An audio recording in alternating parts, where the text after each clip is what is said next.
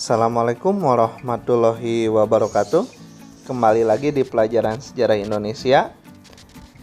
Hari ini kita akan membahas KD 3.2, melanjutkan dari pertemuan sebelumnya tentang kehidupan politik pada masa demokrasi liberal. Adapun tujuan pembelajaran kita hari ini adalah menjelaskan tentang kehidupan politik pada masa demokrasi liberal dan merekonstruksi kehidupan politik pada masa demokrasi liberal. Ya, apa itu demokrasi liberal? Sudah kita bahas di pertemuan sebelumnya. Kehidupan politik dan ekonomi Republik Indonesia pada masa kemerdekaan juga sudah kita bahas. Kita akan bahas mulai dari pengertian dan karakteristik dari demokrasi liberal. Yang pertama, karakteristik yang sangat terlihat dari demokrasi liberal adalah sistem pemerintahan Indonesia yang menganut sistem parlementer, di mana Presiden hanya sebagai kepala negara dan kepala pemerintahan dipegang oleh Perdana Menteri. Pada masa kabinet parlementer ini, undang-undang yang berlaku di Indonesia adalah Undang-Undang Dasar Sementara tahun 1950. Demokrasi liberal ini mengedepankan kebebasan tiap individu atau golongan untuk berserikat, sehingga pada masa ini menyebabkan munculnya sistem multipartai atau banyak partai. Kita akan bahas satu-satu masa kabinet demokrasi liberal. Ya. Yang pertama, Kabinet Natsir.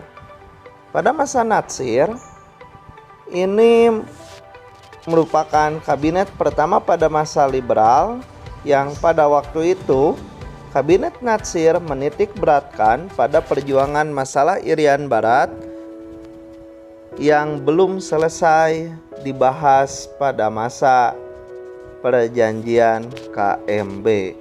Sehingga Natsir berusaha untuk menyelesaikan masalah Irian Barat. Pada masa Natsir, ini muncul gerakan-gerakan separatisme di daerah. Ada gerakan DITII, Andi Aziz, APRA, RMS. Jelas, adanya gerakan-gerakan ini menyebabkan ketidakstabilan di daerah. Namun, Natsir juga gagal dalam program gerakan Benteng. Natsir ini menjabat kurang dari 1 tahun. Adanya mosi tidak percaya dari PNI kepada parlemen berkaitan dengan PP nomor 39 tahun 1950 mengenai DPRD yang dianggap pada waktu itu menguntungkan Masyumi, menyebabkan terjadi konflik kepentingan di dalam kabinet, dan akhirnya Natsir harus menyerahkan mandatnya dan Natsir digantikan oleh Sukiman Wiryosanjoyo. Pada masa Sukiman tidak jauh berbeda dengan masa Natsir. Beliau juga sama menitik beratkan keamanan dan ketentraman pada waktu itu, juga ikut dalam upaya memajukan perekonomian rakyat dan persiapan pemilu, karena kita sejak 1945 belum pernah melaksanakan pemilu. Nah, pada masa Sukiman ini terkenal ada sebuah nota kerjasama antara Indonesia dengan Amerika Serikat, yang justru ini yang menjadikan Sukiman harus menyerahkan mandatnya. Karena Sukiman dianggap membawa Indonesia ke arah blok barat. Padahal pada waktu itu Indonesia menganut sistem politik luar negeri bebas aktif. Nah, nota kerjasama MSA antara Indonesia dan Amerika ini memberikan dampak yang sangat luar biasa bagi diturunkannya Sukiman dari jabatan Perdana Menteri. Kita lanjutkan. Sukiman lengser digantikan oleh Pak Wilopo. Pak Wilopo juga sama. Beliau konsen melaksanakan politik luar negeri yang bebas aktif. Artinya mengevaluasi masa Sukiman pada waktu itu. Namun kita bisa melihat pada masa Wilopo, Pak Wilopo ini berupaya menyelesaikan masalah hubungan Indonesia dan Belanda. Jelas tujuannya untuk apa? Pak Wilopo menginginkan kita bisa mandiri. Bagaimana dari segi perekonomian, ya, muncul nantinya nasionalisasi perusahaan-perusahaan asing. Itu konsen juga dari Pak Wilopo.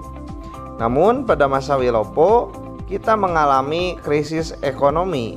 Ini diakibatkan oleh munculnya gerakan separatis pada waktu itu. Dan pada masa Pak Wilopo juga muncul sebuah peristiwa di Sumatera Timur yang terkenal dengan sebutan peristiwa Tanjung Morawa. Ini masalah tanah. Pemerintah akan mengambil tanah tersebut, namun tanah itu masih digarap oleh petani. Petani sebenarnya sudah rela menyerahkan tanahnya, namun karena dikompori oleh PKI hingga akhirnya terjadi bentrokan dan mengakibatkan timbulnya korban. Pak Wilopo digantikan oleh Ali Sastro Amijoyo yang berasal dari PNI. Nah, pada masa Ali Sastro Amijoyo ini terkenal ada sebuah peristiwa yang luar biasa besar dan membuka mata dunia bahwa Indonesia itu ada, Indonesia itu bisa. Kita berhasil mengadakan konferensi Asia Afrika yang pada waktu itu jelas memberikan dampak yang sangat luar biasa bagi perdamaian dunia dan kemerdekaan negara-negara dunia ketiga yang berada di Asia dan di Afrika. Sampai hari ini Indonesia di kota Bandung setiap bulan April itu akan ramai dengan peringatan konferensi Asia Afrika dan masih banyak juga perwakilan-perwakilan negara yang pada waktu itu menghadiri KAA itu datang ke Indonesia untuk memperingati konferensi Asia Afrika. Namun pada masa Ali Sastro Amijoyo terjadi hal yang sama dengan kabinet yang sebelumnya. Jadi konflik kepentingan antar partai itu masih tetap ada. Pada masa Ali Sastro beliau konsen juga tentang penyelesaian bentrokan DITI dari Jawa Barat, Aceh, Sulawesi Selatan, dan yang lainnya. Namun ternyata muncul juga permasalahan antara PNI dan NU yang akhirnya nantinya Ali Sastro Amijoyo harus menyerahkan mandatnya. Ali Sastro Amijoyo digantikan oleh Burhanuddin Harahap yang berasal dari Masyumi. Keberhasilan Burhanuddin Harahap ini adalah penyelenggaraan pemilu pertama 1955 untuk memilih anggota DPR dan selanjutnya memilih Dewan Konstituante. Bahkan Burhanuddin Harahap juga berhasil membubarkan Uni Indonesia Belanda dan mengembalikan harmonisasi di tubuh Angkatan Darat yang sebelumnya mengalami perpecahan karena ada beberapa golongan, salah satunya pro Nasution dan kontra Nasution. Namun kabinet Burhanuddin Harahap karena keberhasilannya menyelenggarakan pemilu dan dalam pemilu partainya kalah, justru yang menang PNI, hingga akhirnya Burhanuddin Harahap harus menyerahkan mandatnya dan akhirnya Ali Sastro Amijoyo naik untuk kedua kalinya menjadi Perdana Menteri.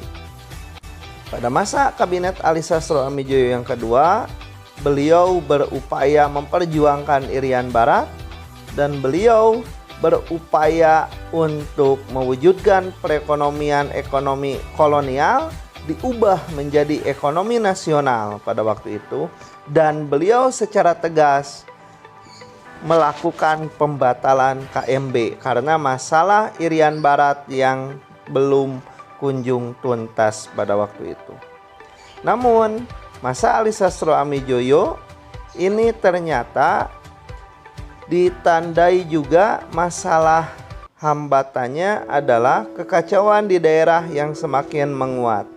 Bahkan gerakan separatisme ini juga hampir di seluruh pulau yang ada di Nusantara, di Indonesia pada waktu itu.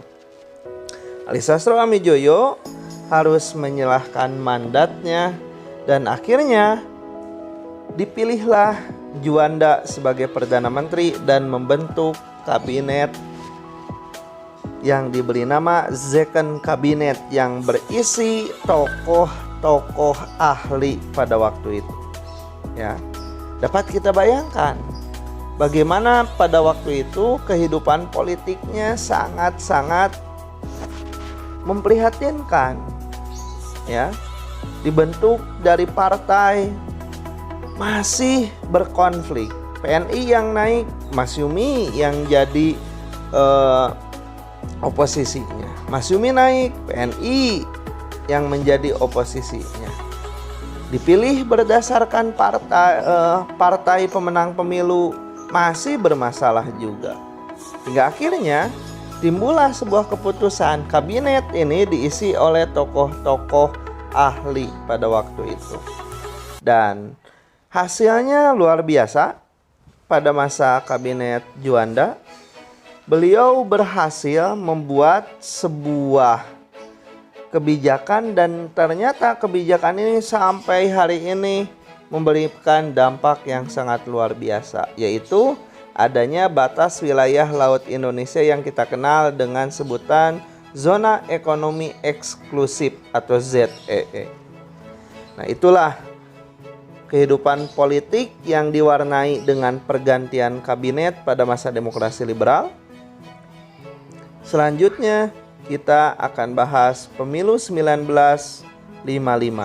Ini pemilu pertama, namun memberikan gambaran pada kita. Lihat dari segi pemenang pemilunya, ternyata hampir semua ideologi terwakili, artinya mendapatkan tempat di hati rakyat pada waktu itu. PNI yang nasionalis, Masyumi dan NU yang agamis Islam, lalu ada PKI yang komunis. Ini menempati 4 besar hasil pemilu pada waktu itu. Nah, namun alih-alih hasil pemilu ini, terutama pembentukan Dewan Konstituante yang bertugas untuk menyusun undang-undang, tapi ternyata gagal, hingga akhirnya nanti akan muncul permasalahan yang kita kenal dengan sebutan dekret presiden. Sampai sini dulu. Apabila ada pertanyaan, kita bisa berkomunikasi langsung di kelas. Terima kasih. Assalamualaikum warahmatullahi wabarakatuh.